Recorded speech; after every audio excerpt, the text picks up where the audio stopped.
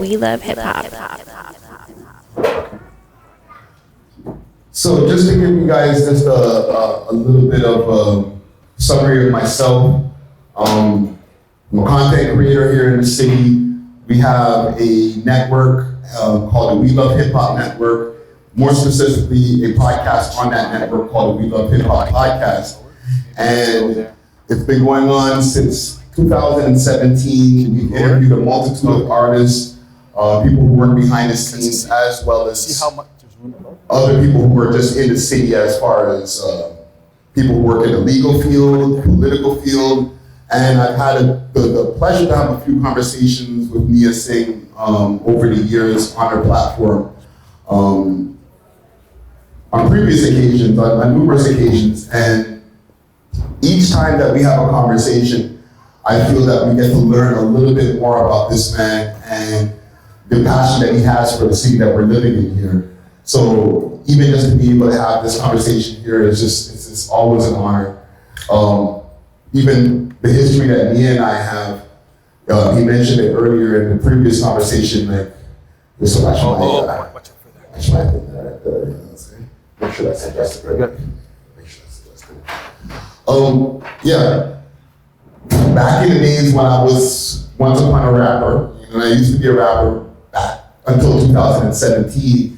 I think it would be in the early 2000s where I get inspired at like 4 o'clock in the morning, 3 o'clock in the morning, and I wanted to go record.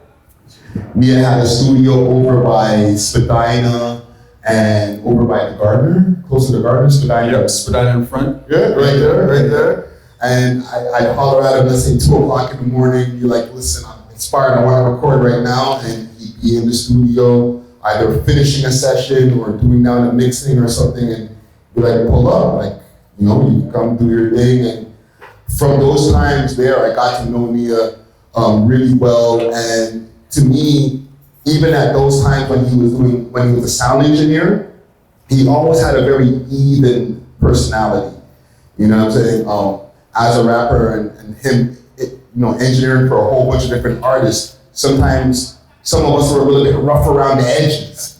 But like, Nia always just seemed to be that very centered person in the room that can keep like some of us erratic people in line, you know what I'm saying? Without having to be forceful, just seeing the way that you were actually helped me to stay calm, you know what I'm saying? Wow, that's a big compliment, brother. Yeah, just your presence alone. So like, over the years to see you evolve from music into the legal field and into the political field, I'm just, it's been really amazing to see the growth and the evolution, and I'm really proud of you, bro. Thank you, brother. You know what I'm saying? Thank you.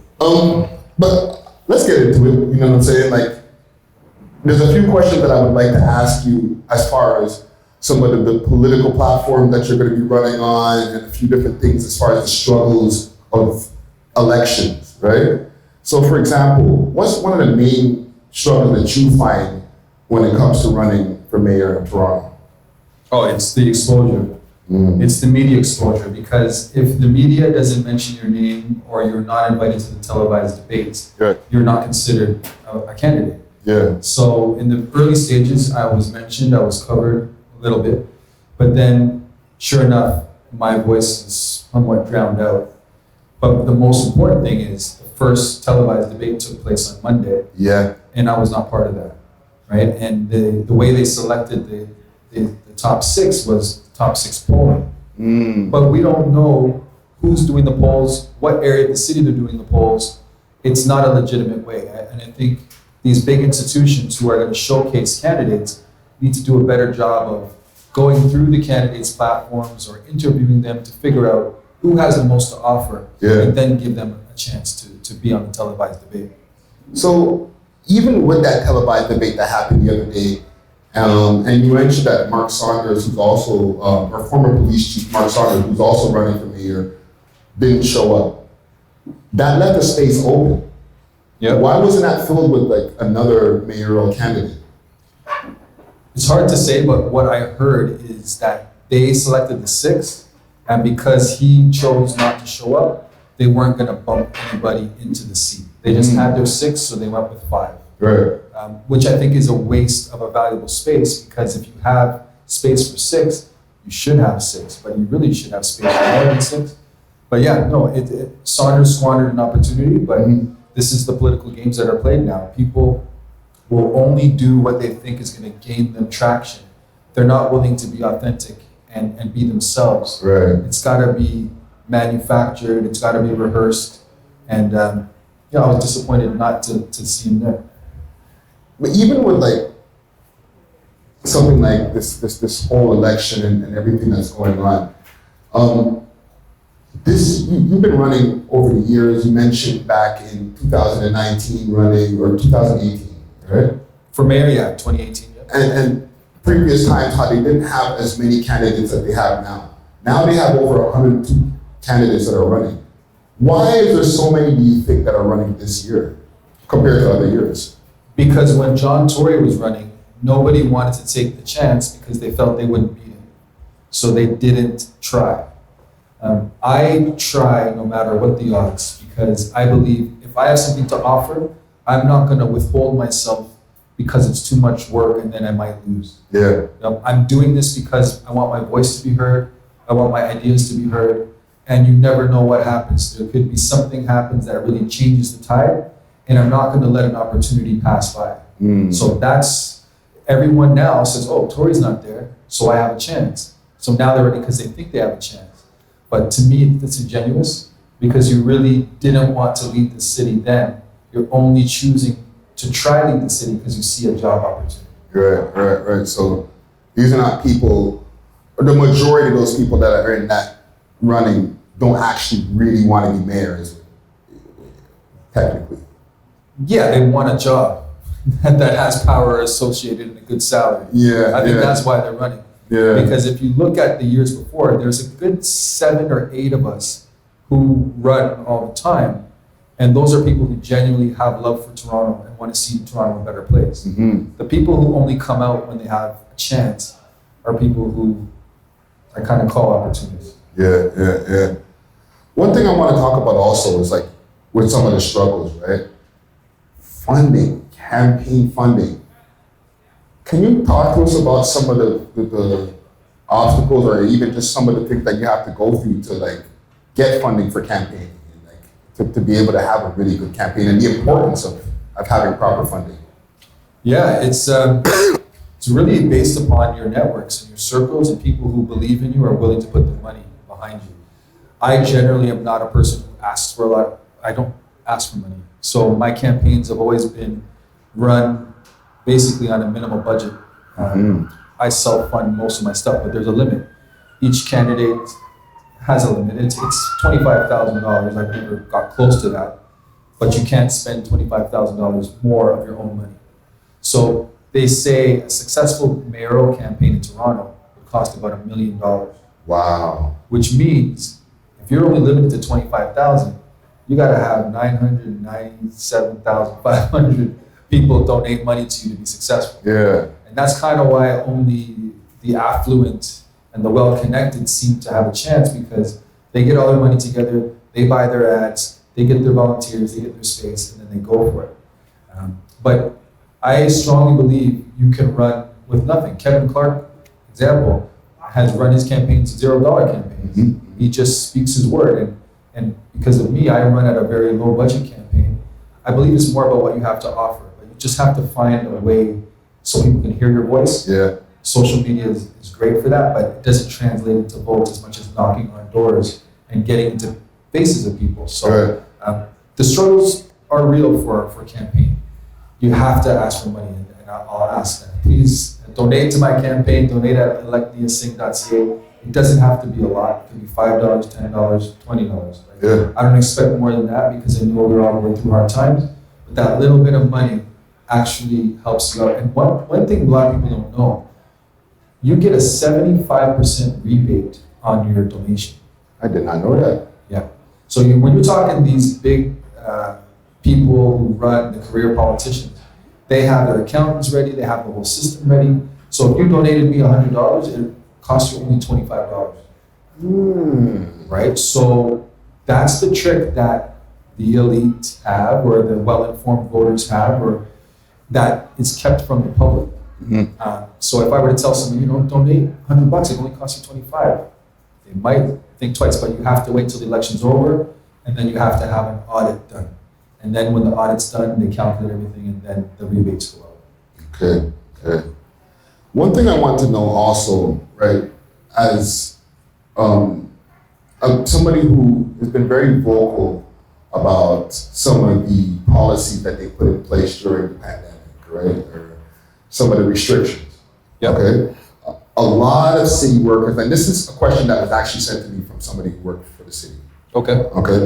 Like, what does it mean being mayor to people who are rehired after being fired when they're being vaxxed? Like, if you're a mayor, like, what can you do for those people who might be looking for some kind of compensation? Like, what are even your thoughts on that, of the people who had to lose their jobs because they didn't want to get vaxxed, and like now they're back in the city? You know what I'm saying? Like, I think it's deplorable. I think it's deplorable that our city would, first of all, mandate people to do something that we had very little understanding of in the first place.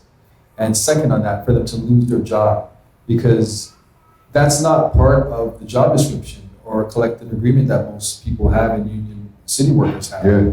So what I would do when elected mayor is fully compensate all the people who lost pay during those layoffs. And I think it's warranted that they may deserve some type of punitive damages on top of it. Because I can tell you, I personally know through my profession, quite a few people had to sell their homes or they lost their homes. Yeah. They've had divorces and breakups due to the financial pressures. And it's a serious issue. You're getting the exclusive right now. You're hearing it from me. Next week, I'll be making an announcement about some workers related to the city who are affected, precisely the question you're asking me. Okay. And I'll be addressing it, and it's going to be a serious one, because there are important people in our society who were done wrong, and I'm going to bat for them. That's good, man. Like, a lot of people have been affected by this, and a lot of people felt that they were treated unfairly. Forced to make decisions that they didn't want to make, and the people who didn't want to make those decisions ended up getting the short end of the stick. So I'm very excited to see what you have coming down the pipeline. Yeah, absolutely. It's it's so funny how this whole situation has made everyone bite their tongue and say less words, right? And me, as someone who's running for mayor, I'm trying to find the right words to express how I feel. But really, how I feel it is ludicrous what happened, right? And for our city to let go of so many city workers and professionals who did nothing wrong except value their own bodily autonomy. Yeah. It's out of this world. It's something that we would read in books or science fiction or dystopian future thriller movies in the 80s. Right? It's exactly what people predicted would happen, and it's just strange to see it happen in our lifetime. It's strange to see it happen as a human being. Yeah. You never think that humans would do that to humans. So I really think the city did a disservice, and as mayor, I would never tolerate forcing anybody to do something against their will. That's just coercion, it's extortion, it's wrong. And I hope all of the people, it's not a criticism of the people who made the choice to do what they were asked. Every human has their own individual choice. But the way it went about and the pressure that was put on people is totally unfair, it's inhumane, and to me it violates human rights. No, thank you for that, man. Even one thing with traffic, and I know y'all touched on it before in the previous conversation you were having with Red, but one thing I always hear about with city planning, and part of the reason why there is so much traffic, is the construction. And so many different plans being started at the same time. One, why did that happen? And as mayor, what would you be able to do to prevent some of that, lax planning techniques that go on in the city? Well, since buildings take such a long time to be built, I don't think there's anything wrong with staggering construction, right? If you are in the West End and something else is happening in the East End, there's no conflict. You can build at the same time. But if you're in the downtown core, Yonge and Queen, Richmond, Adelaide, you cannot have multiple projects within a certain perimeter if roads are going to have to be blocked to complete that construction. Right. So we'll definitely be asking the city engineers, the city planners, to make sure that they have a schedule for when these things need to be built or when they're started, because we can't predict when they'll finish. Right. But when you're ready to break the ground, there has to be a measurement of how long it's going to take you to build. At what time are you scheduled to need roads to be shut to complete your operation? Compare that with all the ones in the vicinity and make sure that none of them are conflicting, or there's minimal confliction as possible. Okay. Even with something that we've had multiple conversations about, right? The gun violence in the city. Yeah. Now, I feel like over the last few years, they've been trying to report that it's been going down. But I've seen a lot of busts going on at the same time. And then I'm still seeing a lot of news covering a lot more violent incidents. But then the statistics will say that, you know, the violence has gone down over the years, or the murders have gone down over the years. What is up with these statistics? What's real from what's fake? Because from the outside, I'm very confused. So the statistics are real. The shootings, well, the murders, particularly in Toronto, are down, right? So violent crime, when it comes to shootings and murders, are down. But then there's an increase in stabbings. So the major crimes that we've seen, and homicide should really be the indicator, right? If someone dies or not. There's less people dying right now than last year. But the incidents surrounding violence have increased in some aspect. A big part of it is sensationalism. The media wants to sell papers, or the media wants to gain attention, and people actually overinflate some of the violence that's happening. So they'll report on some things and not report on others. Okay. Any violence is something that we want to decrease, but there has always been a sensationalization of violence, specifically when it comes to young people or certain areas. Right. When, you know, do you remember the man who shot his family with a crossbow?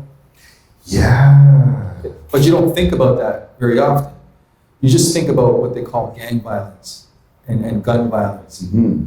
But there are people who are committing horrific murders, but the media doesn't really focus on it. So basically the media manipulates how scared we are, how safe we are. Because I heard there was a shooting incident on the weekend, but I've never seen it reported in the papers. Right. So to answer your question, what's real?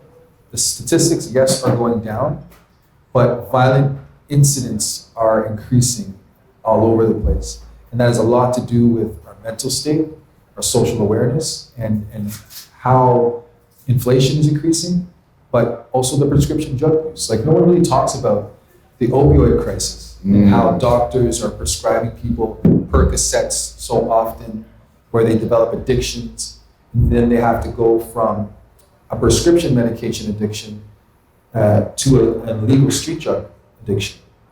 And I can share a story with you about that. My child's mother, unfortunately, had a prescription addiction at a very young age, and I tried to intervene.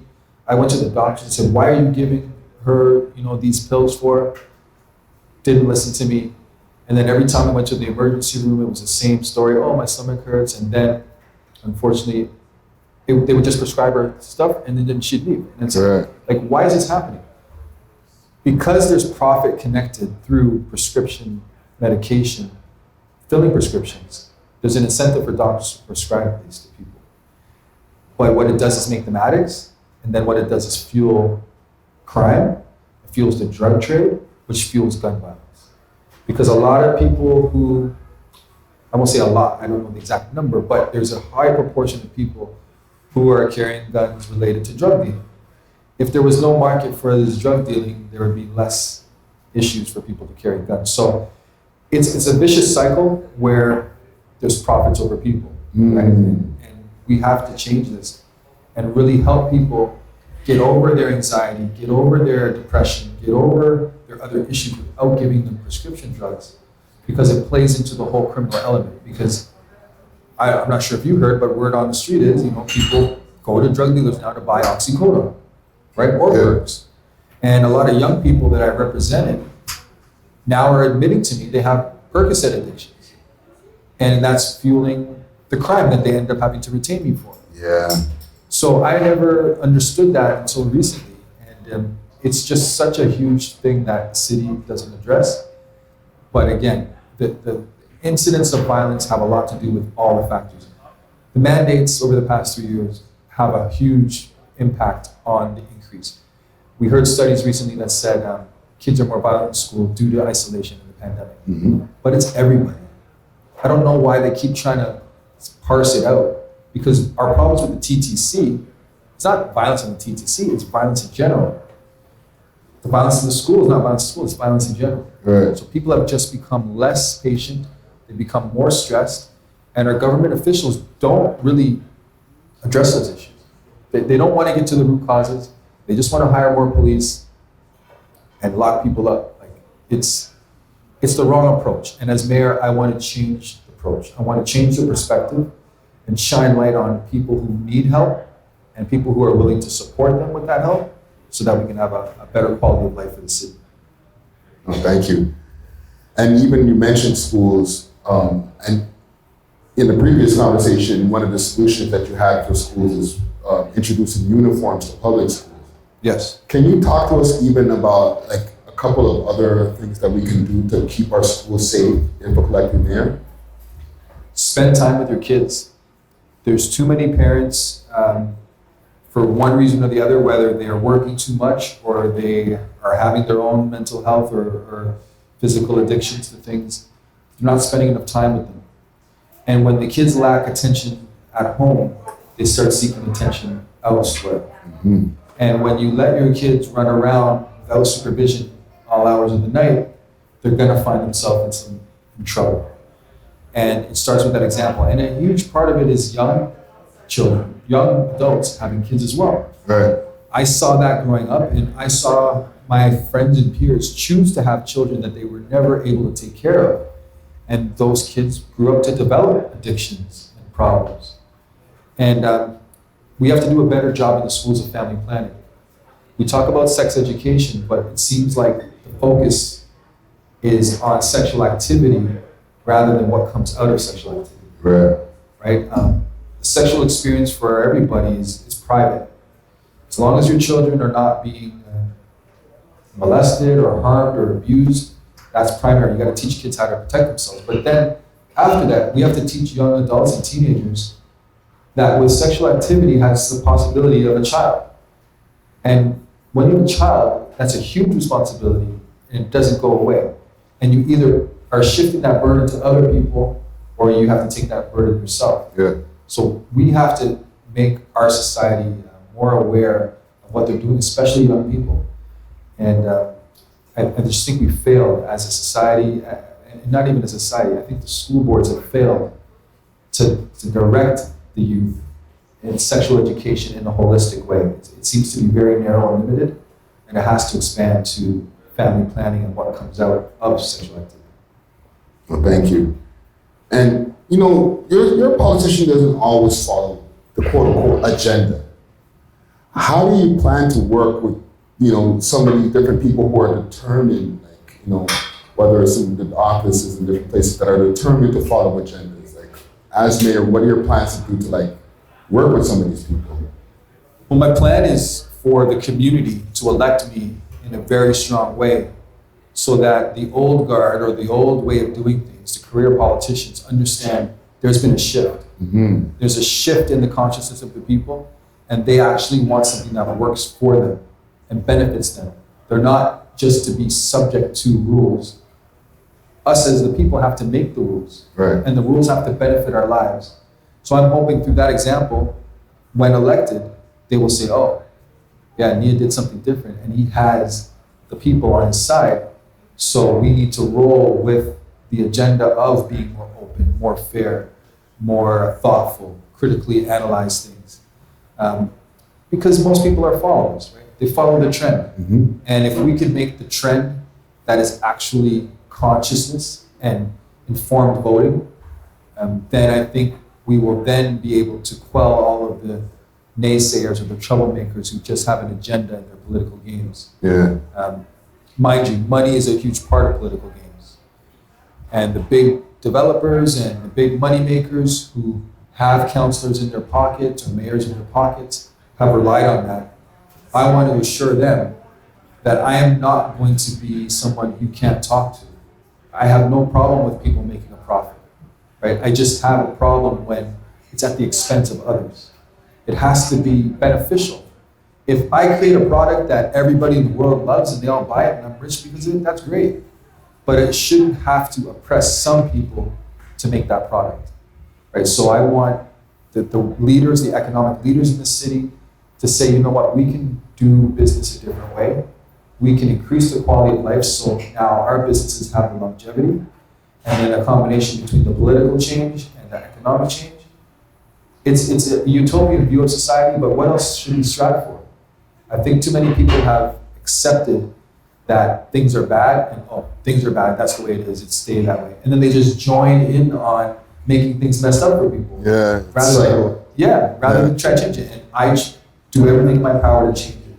So I hope, and I will listen with both ears and have conversations with councillors in order to achieve that goal. No, thank you.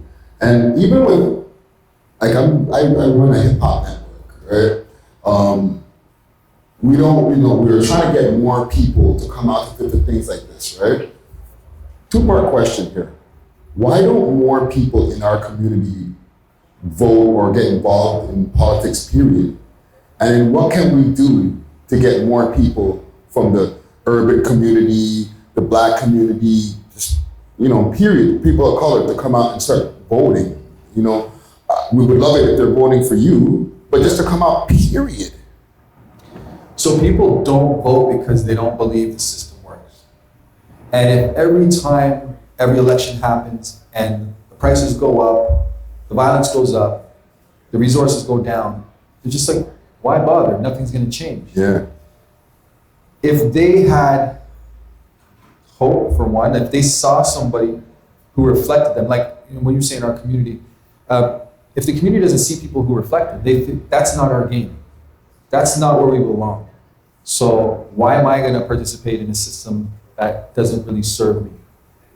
When you see the discrimination continue, when you see police abuse continue, when you see education systems not improving, it's just a telltale sign that things don't change, so no matter what you do, it doesn't work. Until somebody comes along who can capture the hearts and minds of people, and they get in, and then the community sees things change, then they might say, okay, I'm gonna vote. I'm hoping this time, before they see the election happen, they can see something in me that they identify with. Mm. They can see the sincerity. They can see that I'm not a career politician or not an opportunist. I'm here not because I need a job. I'm here because I can't stand to see the city deteriorate the way it has. And I'm here for the right reasons, and we have to unite for what's right. Like, that's the slogan for the campaign, unite for what's right, and that's what we have to do. Yeah. All people, all walks of life, all races, all religions have to say, we want something better. And they have to be real. Look around, who's saying this? If I'm the only one saying it, then you know where your vote has to go, right? If other people are saying it, then you have a choice between people who are saying or conveying this message. But if you're just hearing numbers and budgets and increasing this and that, and taxes, like, those aren't people who are thinking about our quality of life. And that's not what you want in power. Yeah. You need something different. And I hope this time around, after what we've gone through, that people see there has to be a shift and a change. And I'm ready to bring that change. I'm excited to and I'm really hoping that you get through, man, because not just because I know you, just from like seeing your personality over the time, from like when I see you on TV, and like it's somebody that I feel like I can trust, somebody that can identify with our community. And then from knowing you, walking those different walks of life, I'm just sure that like when it comes to different situations, you'll be able to understand, empathize, and then also execute. You know what I'm saying? So Yep. I'm really, really hoping that the people can see the same. In closing, before we open the floor to anybody else who wants to ask questions as well, I want to give you an opportunity to give us the 3 main things that you would love to get to if elected mayor. So top 3 are homelessness, mental health, and safety. And they all intertwine. So it's all, like, I look at it as one thing, but those are the 3 things that everyone talks about. I want to address homelessness because without a home, without stability, your mental health is affected. If your mental health is affected, it increases the propensity for violence. So that's how they all connect. We can do better. I want to see a different approach to homelessness, and by that, we shift away from the shelter model and more go to assisted living. We have to find properties that people are willing to let the city lease in order to achieve a goal, with this clear understanding that a tenant can't stay past the time that the landlord says they have to go. Mm-hmm. We have a huge problem now with people renting and then staying past their time, and landlords unable to get them out of their house. So we have to fix that system so landlords aren't scared to rent. If we can get people in housing, they have a better chance of getting a job, they have a better chance of stabilizing and being a contributing member to society, and then eventually owning their own home. And homelessness has a lot to do with lack of social supports.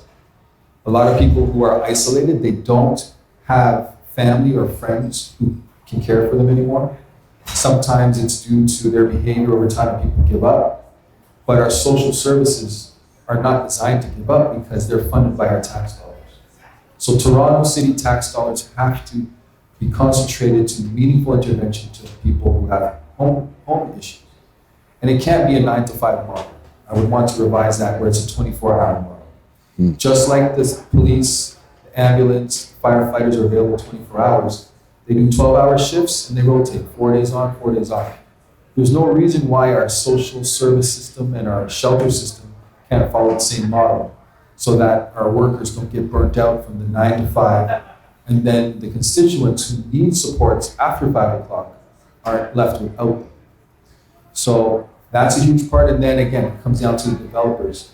When the city approves planning and buildings, there's got to be a certain amount that are co-op or affordable.